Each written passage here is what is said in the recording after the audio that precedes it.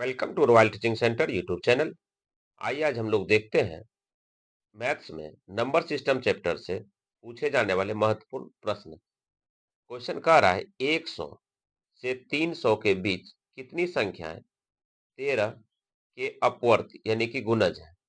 ठीक है, तो अब इसमें से अपवर्त किसे कहते हैं इसको समझने का कोशिश करें। ठीक है, जो आप टेबल पढ़ते हैं ना वह एक अपवर्त ही है, गुणज है। ठीक है, इसको निकालने के लिए सबसे आसान विधि क्या है कि जो संख्याएं दी गई है 100 और 300 के बीच कह रहा है, तो सबसे पहले 100 है तो 100 को आप 13 से भाग कर दें, 13 से भाग कर दें। ठीक है, और केवल भाग करना, शेषफल पे ध्यान नहीं देना है। तो 7 बार में 91 हो जाएगा, इसको घटाना भी नहीं है। ठीक है, अब दूसरा जो है कि क्यों नहीं घटाना है इसका हम कारण समझाएंगे। ठीक है, पहले इसको देखें। फिर 300 है तो 300 को भी 13 से डिवाइड कर दें। ठीक है, तो कितना बार में आ जाएगा, 2 बार में 26। ठीक है, तो इसके बाद 3 बार में कितना आ जाएगा, 39। तो अब ये तो कट रहा था तो हमने कटा दिया। ठीक है, अब यहाँ एक लिखने की कोई जरूरत नहीं है। तो अब देखिए भागफल क्या क्या आया। ठीक है, तो जब कहता कितनी संख्या अपवर्त या गुणज होगा, ठीक है, तो इसका जो है कि निकालने का सबसे आसान नियम क्या है। ठीक है, दोनों भागफलों का अंतर कर दे। कितनी संख्या का रहा है, n संख्या का अपवर्त्य बराबर हो जाएगा n संख्या का अपवर्त्य बराबर अपवर्त्य। ठीक है, अपवर्त्य बराबर हो जाएगा दोनों भागफलों का अंतर, दोनों भागफलों का अंतर, दोनों भागफलों का अंतर। ठीक है, दोनों भागफलों का अंतर हो जाएगा। तो अब यहां से अंतर शब्द जब भी हम लोग चर्चा करेंगे हमेशा बड़ा में छोटा का करते हैं। अपवर्त जो होता है गुणज होता है। जैसे मान के चले आपको हम कह दें कि 2 का अपवर्त बताना है तो 2 का पहाड़ा पढ़ना शुरू कर दिए, 2 4 6 8 इस तरह से। ठीक है, अपवर्त मतलब इसलिए हमने कहा इसे गुणज। ठीक है, तो n संख्या का अपवर्त बराबर हो जाएगा क्या, दोनों भागफलों का अंतर। भागफल का अंतर जब करेंगे तो बड़ा भागफल माइनस छोटा भागफल, बड़ा भागफल माइनस छोटा भागफल। ठीक है, तो इस तरह से इसको हम लोग घटा लेंगे, बड़ा भागफल माइनस छोटा भागफल। ठीक है, तो बड़ा भागफल कितना है, 23 है, छोटा भागफल कितना है, 7। तो इसमें से कितना हो जाएगा, 16 बचेगा। यही 16 आपका आंसर हो जाएगा। अर्थात जो है कि जो प्रश्न, तो इसमें से जो अलग अलग ऑप्शन दिए गए हैं, ठीक है, ए बी सी डी, ठीक है, लास्ट में ई को भी दिया गया। ठीक है, तो ई जो है कि 16 है, 16 हो गया आपका सही आंसर। ठीक है, ये आपका ई नंबर हो जाएगा। अब इसी तरह से नेक्स्ट नेक्स्ट प्रश्न है 200 से 500 के बीच कितनी संख्या 13 से विभाज्य है। ठीक है, ये तो काफी आसान है। जैसे अभी पहला क्वेश्चन देखे उसी तरह से इसे भी बना सकते हैं। तो 200 है, ठीक है, तो इसको किससे भाग देंगे, 13 से। तो कितना बार में, एक बार में। ठीक है, तो 5 बार में फिर आ जाएगा 65। ठीक है, तो ये छोटा से लिखना जरूरी नहीं है। फिर इसे भाग देंगे, कितना है, 500 है, तो फिर 500 को भाग देंगे फिर 13 से, तो 3 बार में 39। ठीक है, और 8 बार में 104।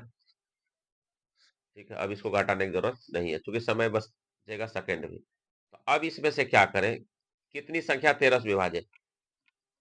ठीक है, तो कितनी संख्या, n संख्या। ठीक है, n संख्या,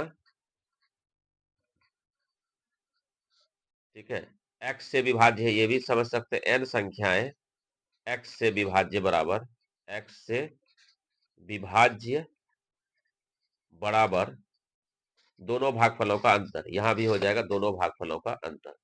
ठीक है, जैसे अभी पहले देखे तो उसी तरह से दोनों भागफलों का अंतर।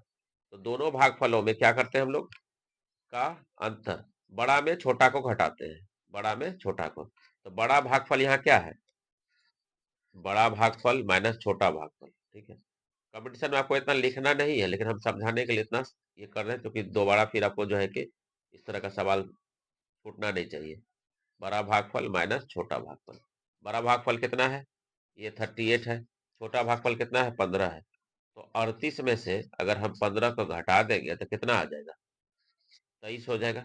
यही 23 जो है कि आंसर हो गया। अब देखते हैं किस ऑप्शन में है। तो ये 23 जो है ऑप्शन नंबर सी में है। ठीक है, तो इस तरह से जो है कि प्रश्न है जो काफी इंटरेस्टिंग भी है। कह रहा है 7 अंकों की कुल संख्याएं कितनी बन सकती है, 7 अंकों की कुल कितनी संख्याएं बन सकती है। पूरे गणित में 7 अंकों की कुल संख्या कितना बन सकता है, इसी पर चर्चा हो रही है। 7 अंकों का, तो सबसे पहले 7 अंकों की संख्या केवल एगो 7 बनेगा, एगो 7 बनेगा। ठीक है, एक साथ केवल एक वो बनेगा।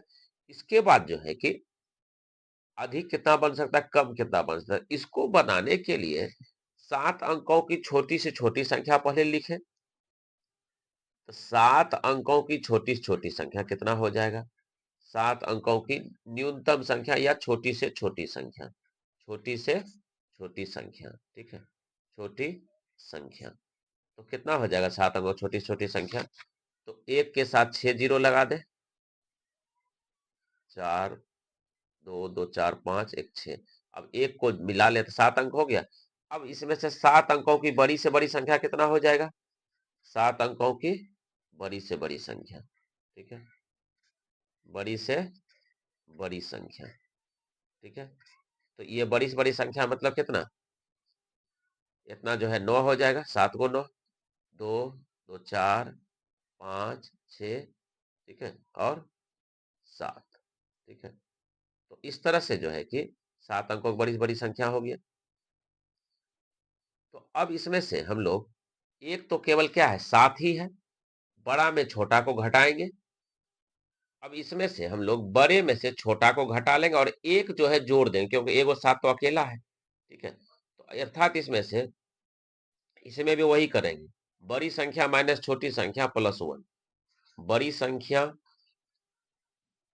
माइनस छोटी संख्या और प्लस 1। इस फार्मूला को ध्यान में रखें।